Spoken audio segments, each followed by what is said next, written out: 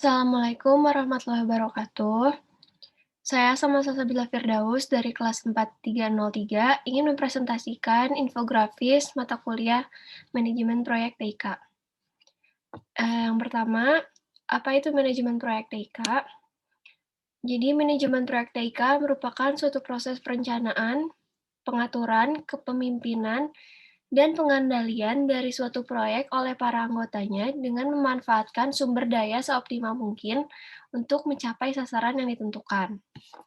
Setelah itu terdapat 5 karakteristik dari manajemen proyek TIK. Yang pertama yaitu memimpin organisasi proyek dan beroperasi secara independen. Yang kedua, pembawa tunggal untuk mencapai suatu tujuan proyek. Yang tiga, membutuhkan berbagai macam keahlian dan sumber daya. Yang keempat, bertanggung jawab menyatukan orang dari berbagai fungsi atau disiplin kerja. Yang kelima, memfokuskan pada ketepatan waktu dan biaya yang ada. Selanjutnya ada jenis organisasi. Jadi terdapat 3 jenis organisasi pada manajemen proyek. Yang pertama yaitu organisasi fungsional, yaitu anggota stafnya dikelompokkan berdasarkan spesialisasi atau fungsinya.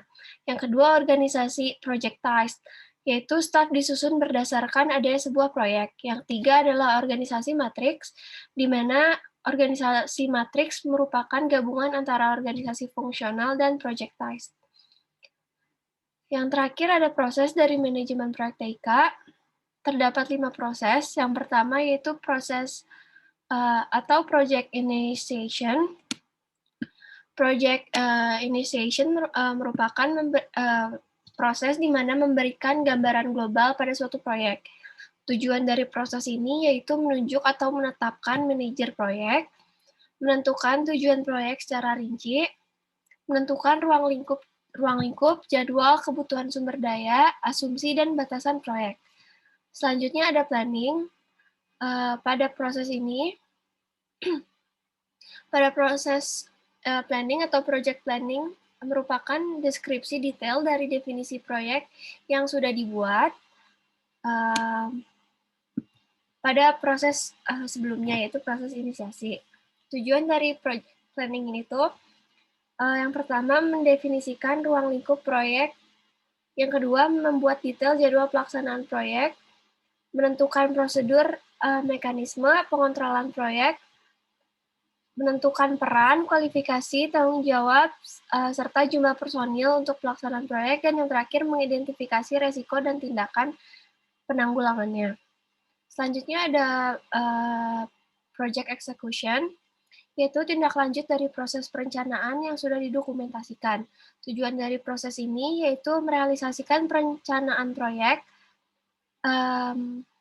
mengkoordinasikan kinerja tim proyek, dan juga mengoptimalkan sumber daya yang sudah ada.